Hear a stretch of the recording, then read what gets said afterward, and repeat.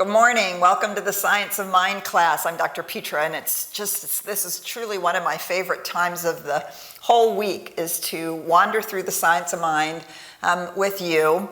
We are actually starting a whole section. We're starting part 3. We're on the second half of Spiritual Mind Healing, the second division, which is about practice. The first division on Spiritual Mind Healing was about the theory. And we're going to be reminded a little bit at the beginning here about the theory. But the most important thing, of course, with our spiritual work is the practice.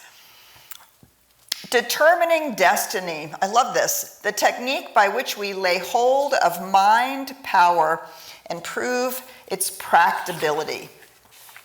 So here's the thing about New Thought and the Science of Mind. One of the most powerful things about it is that we believe that our spirituality should have a practical application in our lives, which basically means that our lives should reflect the beliefs that we have. It should reflect our understanding of the universe. It should reflect our experience that we're one with the infinite reality and that we are consciously co-creating life. It should make a difference. Our lives should be happier. We should be able to contribute to the lifting of consciousness of humanity. We should be able to do work for others, spiritual work for others, and it should demonstrate.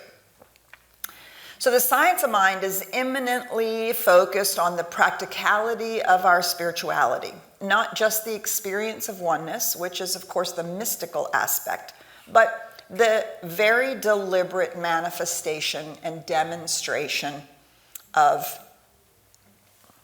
lives that are meaningful and rich, happy, healthy, and I don't just mean rich in wealth, right? Rich, full, meaningful lives that contribute in a particular way. So we're starting here on chapter 13, Causes and Conditions. So this is a powerful whole section that is something that Karen and I go to on a regular basis when there is something up, either in our own lives or in the life of somebody that we're doing spiritual mind treatment for, or that is having a situation or a circumstance. And we go into this chapter and talk and look at very specifically some of the very practical ways in which we can apply our spirituality. It's titled Causes and Conditions because in our spiritual work, we are only interested in the cause. We recognize that conditions are an outpicturing of causes. And in our spiritual work, we are only interested in cause. Now, this does not mean that we are not compassionate for people's human condition, or our own for that matter. It doesn't mean that we don't see that people suffer, that life can feel and be limited, that people are sick and things hurt. We're not checking our intelligence or our compassion at the door. So we have to remember that when we're talking about this process of spiritual mind healing, everything that we say, we're talking about the deliberate mental work that we're doing in our spiritual work to demonstrate. It's not necessarily how we interact with human beings or look at the conditions of the world. This is our spiritual work. The philosophy of spiritual mind healing is based upon the concept that we are living in a universe of intelligence, a spiritual universe, that thoughts are things, that definite states of consciousness, as they become subjective, operate through a creative field and tend to reproduce themselves in form. Now, I highly recommend that you just note that paragraph. And if you ever forget what it is that we're actually doing, you could go back to that paragraph. That is about as good a summation of the science of mind and of what we're doing in our spiritual work as you are ever going to find, without a lot of jargon, without a lot of uncertainty. So let me remind you, it's on page 183. It's the first paragraph in page 183. And I have a lot of people who say, well, what am I supposed to say? How do I tell people what the science of mind is? Just look at this paragraph, and it's going to give you a great summation. So then he goes on to write here in The Science of Mind, it logically follows that this system of treatment is for the purpose of uncovering and neutralizing the wrong states of thought, of building in mind a concept of our spiritual birthright. Thought which is built upon a realization of the divine presence has the power to neutralize negative thought, to erase it, just as light has the power to overcome darkness. Okay, so we want to stop right there for just a second. Uncovering and neutralizing the wrong state of thought.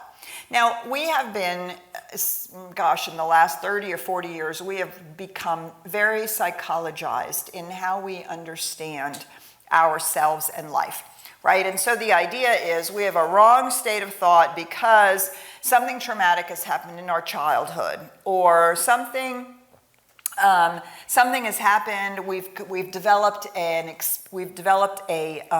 unconscious thought pattern. I'm not good enough, or I don't matter, or I can't do it. Right now, it's not that there's not truth to that, but that is the wrong thinking, wrong state of thought from a psychological point of view. But it's not what's meant here. What's meant here, uncovering and neutralizing the wrong state of thought, is the building in mind a concept of our spiritual birthright. The wrong state of thought is that we're separate. The wrong state of thought is that we are only human. The wrong state of thought is that somehow the universe is doing it to us, and that we don't have any control over it.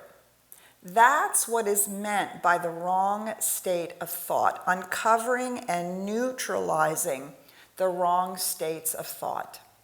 Yes, there may actually be some false thoughts that come out of the trauma of our childhood, but more importantly than that, those false thoughts that come from the traumas of our childhood would be utterly neutralized if we stood in the light of the truth of who we are.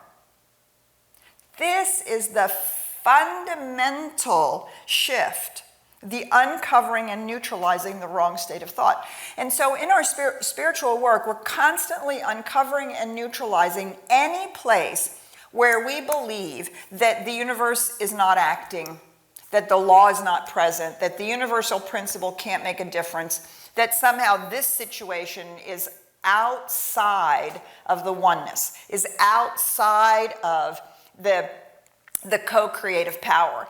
And those are all those ways and places where when we just say, well, this is just the way it is, or this is the way it's always been, or, it's never really going to change, or, well, I don't really see how, some spiritual thought can have anything to do with that, whatever that is. And whether that's a cultural system, or physical healing, or the state of our abundance, or the state of our own inner healing of our own inner neuroses, right? Anytime that we say, well, that's just the way it is, we have succumbed to wrong thinking, and we have placed causal reality on the human condition and said, well, that's the cause. It is that way because it's that way. Do you see? We've made the condition causal. In our spiritual work, we are constantly moving to the absolute spiritual truth, the causal nature of reality, which is the impulse of life to express. And recognizing that anything, any expression, any condition, any creation is simply an effect of causes. And when the cause changes, the effect automatically changes. That's the universal principle. We don't have to muck around constantly in the effect when we are doing our spiritual work around the cause. We will talk about, of course, that this doesn't mean that we don't actually move our feet and that we aren't part of bringing that effect into reality, the new effect. But it starts with a new cause. Therefore, the bottom of page 183, spiritual treatment Now, notice it doesn't say human heart to human heart.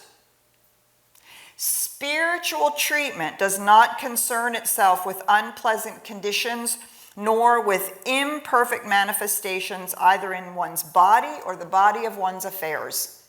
In our spiritual work, in the diligent work that we do in our consciousness and in our thinking to stay aligned with spiritual truth, does not concern itself with unpleasant conditions or imperfect manifestations, which means that in our spiritual work, we are not allowing the condition to be causal. We are deciding what we are going to focus on to set a new cause in motion. Treatment is for the purpose of inducing an interior awareness, an inner realization pertaining to the spiritual perfection of the person or situation for which we are working. The spiritual perfection. And what is the fundamental spiritual perfection? We're all part of the one. Nobody and nothing outside of it. Therefore, nothing is not available to the universal principle. No thing is causal unless we make it causal. And how do we make it causal? By saying, well, that's just the way it is. Then it's causal.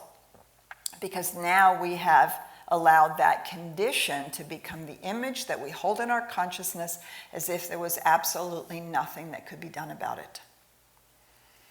So where are we doing this work? In the science of mind, we do this work in the place called the absolute, the changeless reality of spirit, of the infinite nature of life. And what's the changeless reality but the universal principles and qualities of life itself? How do we know they're changeless? Because they're universal. If they don't apply to absolutely every person, it's not universal. If you can think of an exception, it's not universal, which always means it's never a form.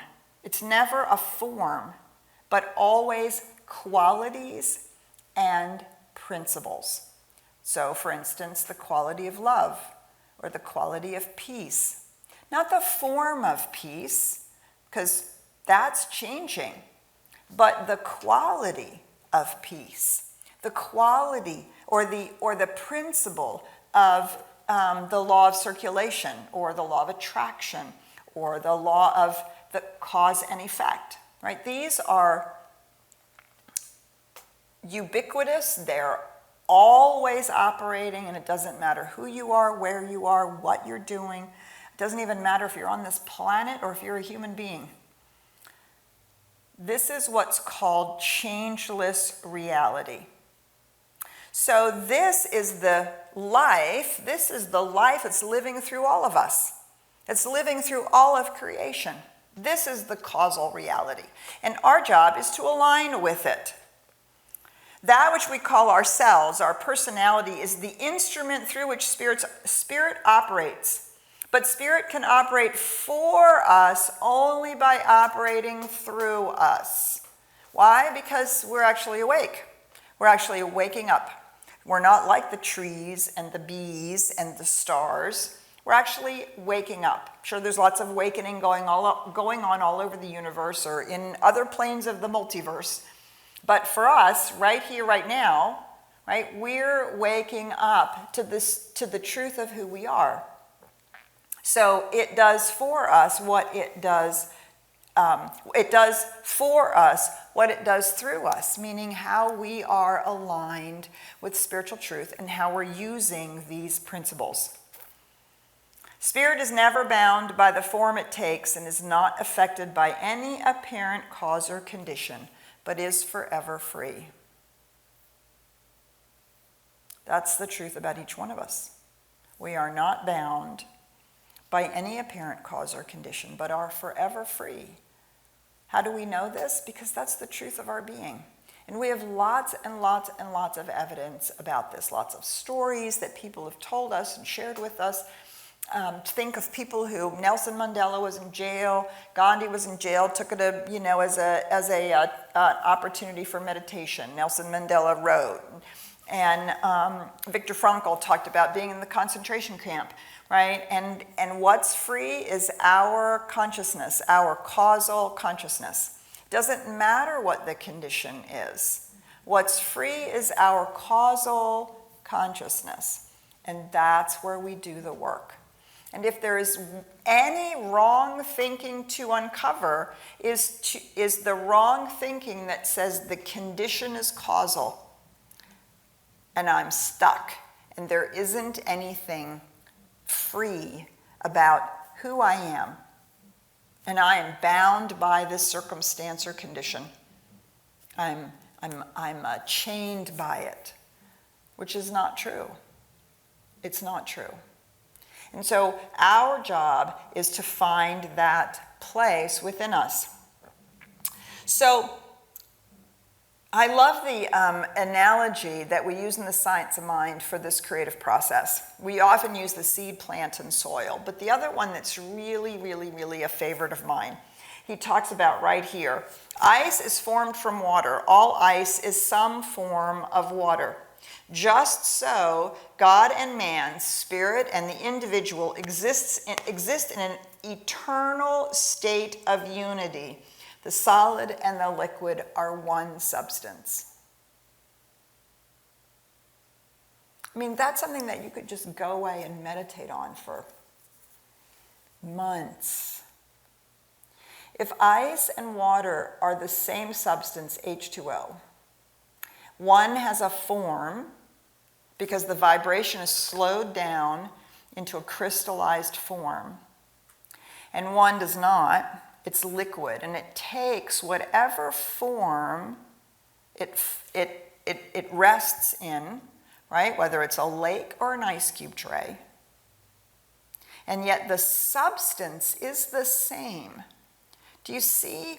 We begin to get an idea about what it means to neutralize the wrong thinking, that somehow we're separate, different, less than, not a part of this infinite unity. Do you see? More importantly than healing any trauma from childhood, which will actually get healed along the way, if we will focus our work on this deeply profound recognition of truth. And when we talk about neutralizing, uncovering and neutralizing the wrong state of thought, of building in mind a concept of our spiritual birthright, our spiritual birthright is to understand that in this metaphor of water, that we are H2O just like the infinite reality.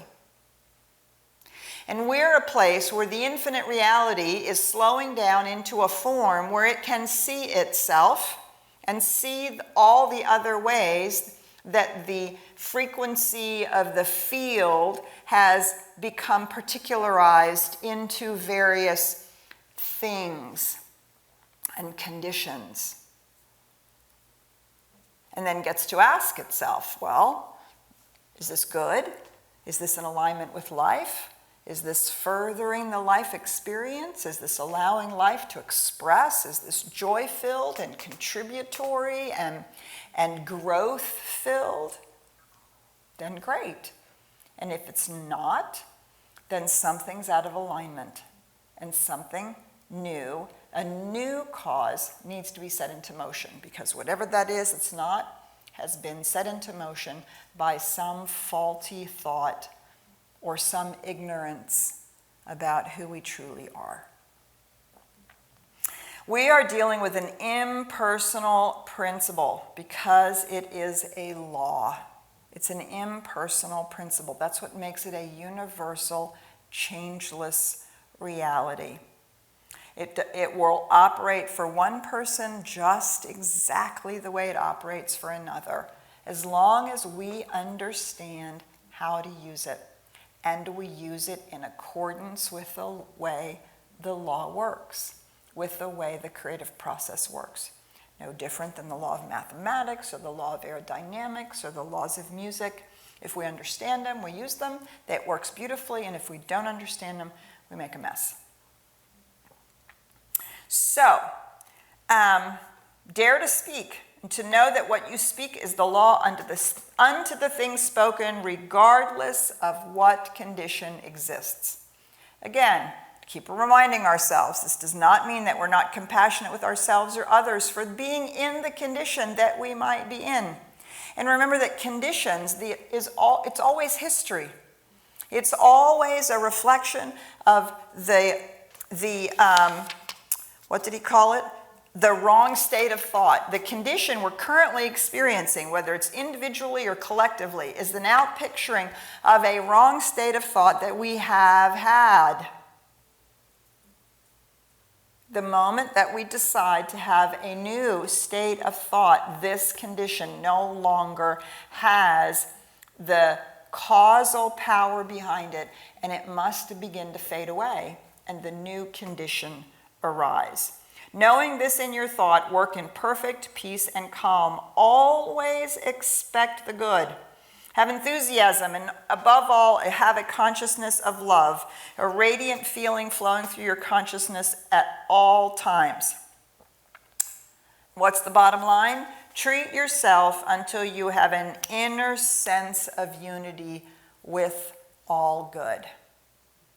This is the fundamental wrong state of thought, that I am separate from it, that all good is somewhere out there, and I'm going to do my spiritual work, and I'm going to do my spiritual treatment, and I'm going to bridge the gap, and I'm going to bring it into my life. No, it's already here.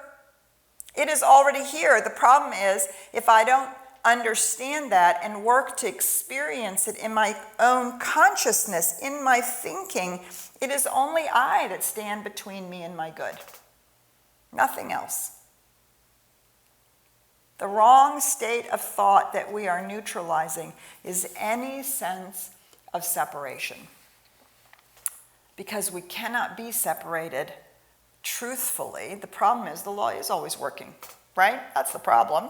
And so the law is, in fact, manifesting whatever causal thoughts we have in our consciousness. And so if our causal thought is I'm separate and I can't do anything about it and this is just the way it is and I'm stuck and it's never going to be any different, the law just says, okay.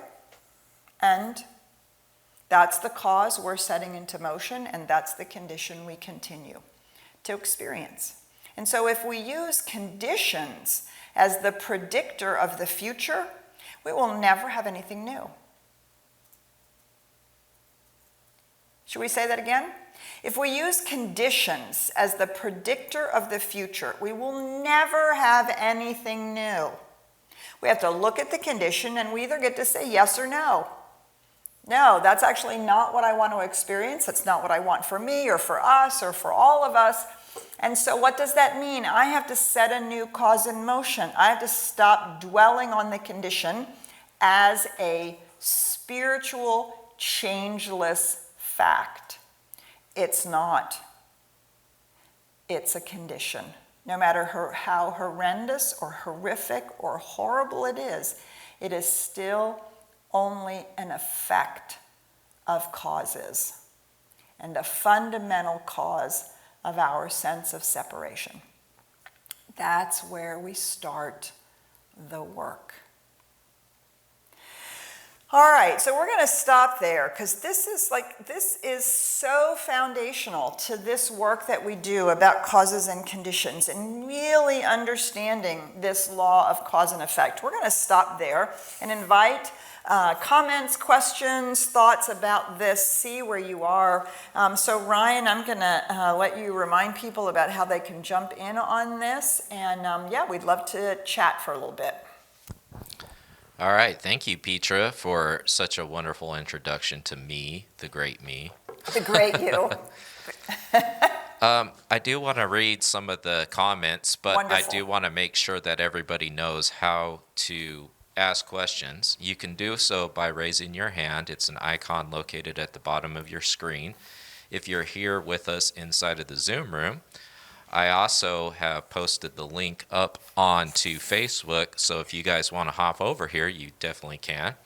Or you can just leave your questions and your comments inside of the chat box on either Facebook Live or over here inside of the Zoom room. And so some of the things that were popping up, I see some quotes going on. Good. Emma Curtis Hopkins, always expect the good. Yes. I like that quote. And then somebody says, treat yourself until you have an inner sense of unity with all good. And I thought that was a really good encapsulation of what you were talking about. And then here's my main man, Thomas Troward. I love Thomas Troward. Principle is never bound by precedent. I think that one should be a tattoo of mine. I know, really. Don't you want to just put that on the inside of your eyelids? I actually want to tattoo it backwards on my forehead, so when I look in the mirror, then I can see it better. And it would be mindful, you know. Right, right, because the past is not a predictor of the future, right? Beautiful. And it's so important to remind ourselves of these spiritual truths. This is the wrong thinking that we want to neutralize and uncover. Again, it's not necessarily just some old idea that we've had because we've been, poorly treated as a child. It is literally the wrong thinking that we have about how life works. Some of that we've gotten that from our religious upbringing. Some of it we've gotten from our family. Some of it, unfortunately, we've even gotten from the way in which we learn about life from a scientific and psychological point of view. All right, so let's see what other comments we have. Ryan, I saw that you have a comment or a sharing. Yeah, I do. Shauna, do you want to go ahead and just unmute yourself? Hi, Shauna. Good morning, Dr. Petra. Good morning. Well, good morning. So this week, or maybe this month, I've been really stuck on one thing that I needed to change my mind about. And I was really struggling because I had fear and doubt about one thing that I really wanted to manifest. So this week, I spent 1 hour each with 3 different practitioners. And it was beautiful. It was safe. It was powerful. And it allowed me to sort of step out of my mental condition and see how they saw my limitless potential. Yes. And it was really an amazing experience. Yeah. And it helped me understand that I was having trouble seeing how I was staying in my condition and in my fear and my doubt. I mean, I knew in my gut I was. Right. But what you were talking about this morning is so powerful to me because I just experienced it with 3 practitioners this week. And there's something, the practitioner meetings after service have been great for me, but to actually spend a whole hour with somebody and to do it 3 times this week has shifted me so tremendously. Wow. And I just want to say, 1, thank you for your teaching. And 2, to tell you that because I practiced it with people who are so much further down the road with me than I am this week, how much what you're teaching today resonates inside my body and not just in my mind. So thank you. Yay. Thank you, Shauna. Thank you for sharing that, and good for you. Right? And this is the value of working with someone who can see our truth when we can't see it ourselves. And, there's a wonderful classic metaphysical fiction book. It's by Richard Bach, and it's called Illusions, The Adventures of a Reluctant Messiah. And in there's the Messiah's Handbook. And in the Messiah's Handbook, there's this phrase that is so powerful. Argue for your limitations.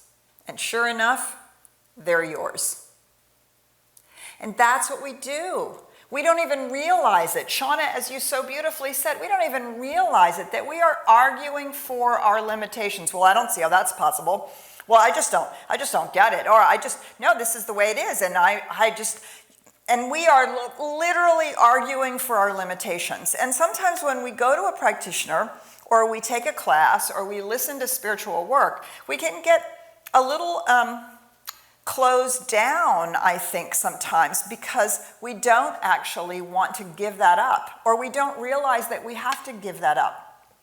And so to work with 3 practitioners the way that you did is a powerful way of moving from the hold that the condition has on us to actually beginning to see our unlimited nature, to see our unity with the whole, to see that we can set new causes in motion, that we're not stuck.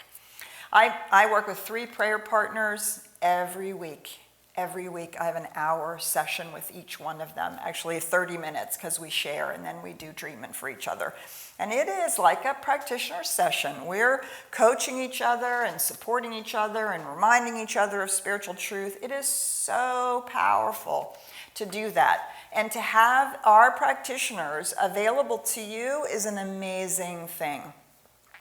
Because they can see truth when we cannot. They can see beyond our own sense of limitation. Because they're not living inside our own story, living inside our own conditions. And so this is why when we do spiritual work, we don't just do it for ourselves. We do actually do it for each other. And we do it for humanity as a whole. And we do it for groups of people within the whole of humanity to lift each person, group, individual, or collective out of a sense of limitation and a sense of not being a part of the whole. And so thank you for sharing that. And I really invite you, after our celebration, our practitioners available, and they are all available. You can find them on our website. We have a directory of our practitioners and spiritual coaches, and you can look them up, and they will meet with you and work with you. It is fabulous work, because it's not just psychological work. It's deep spiritual work to stop arguing for our humanness. Well, I'm just human. What do you expect of me? No, you're so much more than that. You're so much more than that. All right. Brian, I saw your hand, so do we have another comment or question? Yeah, I just want to remind folks that I put the links to meet up with practitioners today after our Sunday celebration, which will be live streamed. Yay! But I also do want to read some of the comments that were coming through, and then I have a question I want to pose. Okay. So we had some stuff coming in on Facebook, and I'll just kind of repeat what they were saying. Using vision boards also helps me move through any of the negative conditions, because the board is a constant reminder of what it is that I want to manifest. And I know that using visualization techniques really helps people when they learn that way, right? Because if they're a visual learning person, then having those types of things around you can really help to hone you in. Mm-hmm. But I have a question. There's something that drives people. Like you have athletes like Michael Jordan. Mm-hmm. You have CEOs of major corporations who are self-built. So what is that barrier that's on top of us that holds us back from being that type of individual in our life? I know it's a lot to do with fear and self-doubt, but is there a way we can get through that ceiling?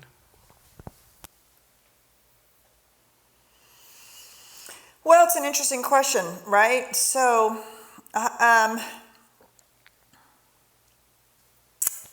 well, I would say there's 2 entirely different answers to that. First, if you have a goal to be that kind of a contributor to life, to be a star athlete, to build a major corporation, to really put yourself out there on the map and make this massive contribution, right? The work that that we have to do is we have to become that within ourselves, within our own consciousness. We have to see ourselves as that. And really, regardless of the past experience or any way in which we think we're not good enough or are limited, because all of that is just human stuff. And while we're really knowing that that's the truth of who we are, we then have to do the practice to become comfortable with that, right? We do the practice in the world, we act as if, we train, we learn, we grow, right? And we do all of that not to fix ourselves, but in service to becoming more and more of that which we are doing in our spiritual work. Why do we hold ourselves back? Well, they say it's because we feel failure. Fear failure. Maybe. Yeah, I would say that's true sometimes. But more often than not, I think it's because we fear success. Marianne Williamson quote, case in point, who are you to think you are gorgeous, talented, and beautiful? Well, who are you not to be? You are the universe made to manifest.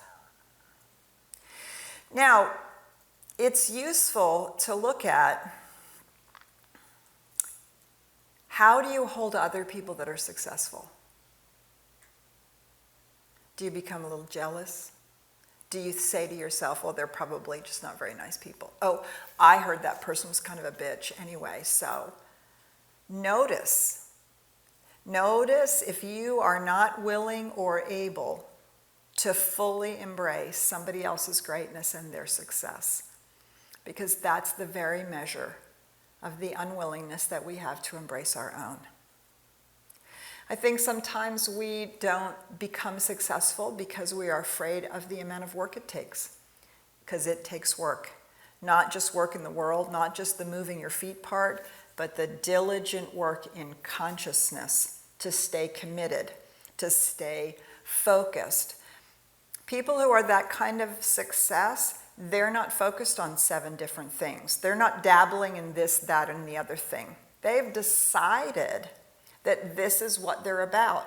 And they give, Ernest Holmes calls it your mental and spiritual coin. They give all of it to that thing, and it can't help but grow. But when I give a little here and a little there, and I don't want to make a choice, and I'm not willing to commit, and I don't really want to work that hard, I just want it to all come effortlessly, yeah, not so much. Because we're not then growing and changing and participating in the process. So that's the first thing I would say. The second thing I would say is sometimes we're not that because that's not who we are. Who's to say becoming a star athlete or the CEO of a major corporation and making a ton of money is actually the most valuable thing to go for? What if you want to make a life with a family? What if you want to be someone who expresses care and love in a very simple way? We don't all have to be stars. This is a huge problem in our celebrity culture today, and an enormous problem in even, quite frankly, some of our abundance teaching. Like the only way that you're abundant if you have made a huge success and a massive amount of money. No, you're abundant if your life is full and meaningful and you're able to do the things that you want to do, whether that's travel, whether that's being a philanthropist, whether that's taking your granddaughter out for ice cream cone, whether that's actually having the time to be the kind of home that the whole family comes to and they want to be together, whether that's deciding that what's most important is to figure out how to clean up the plastic or to change the way that we deal with our energy or to heal racism. Do you see, our celebrity society has said, well, this is what success means. This little box right here is how we know that we're actually living our dream and living who we came here to be. I've often said to people, my contribution to the arts is I'm an appreciator. Somebody has to sit in the audience and clap. Somebody has to buy the art for the people who are so incredibly creative, it's mind-boggling. Somebody has to sit and applaud the sunset so that the universe will see how beautiful it is through our own eyes. That's as important and as necessary. And so part of, I think, we think we're holding ourselves back, and it could be that we're going for something that we think we should go for. We're doing something that we think we should do. That should be our goal. And it might not be. Only we know the answer to that. What we never want to do is fool ourselves, right? We never want to fool ourselves, which would be the thing like, well, I'm not going to want it so that I'm not disappointed. That's fooling ourselves. We don't do that. We seek to listen as deeply within to see how that infinite spirit is expressing itself as us, uniquely and beautifully as us. And for me, the greatest teacher for all of this has been my garden, right? You can be a showy, beautiful rose or peony and this bright color and this giant flower, giant dahlias, or you can be a beautiful, quiet little violet or a little Johnny Jump Up or something fair, little tiny. Some of my favorite flowers, they're tiny little white stars that line the path of the hiking paths in Colorado. They're tiny and they're so sweet and beautiful. The dahlia doesn't compete with a little tiny flower. The violet doesn't compete with the rose. They're just being who they are. One isn't better or worse than the other. Each one is its own self doing its own thing. There are some flowers that are so amazing. They're beautiful, but they're green and they look just like their leaves and they're hardly showy at all. But when you find them, they're like, wow, look at that. They're amazing. And so our job is to decide, right? That's the part that we add to all of this. Our causal intention is where we start in our spiritual work. We don't fool ourselves about demonstrations. We don't fool ourselves about what it is that we choose or want or where we're going. And we don't fool ourselves that conditions are predictors of the future. Let's go back to where we started. This is the thought for the week. The system of treatment is for the purpose of uncovering and neutralizing the wrong state of thought, of building in mind a concept of our spiritual birthright, of our unity and oneness with infinite life, with changeless reality. Take that into your week. I love spending this time with you, and I look forward to seeing you again next week, or we'll see you in the celebration or the Q&A afterwards. Thanks so much for joining me this morning. Bye for now.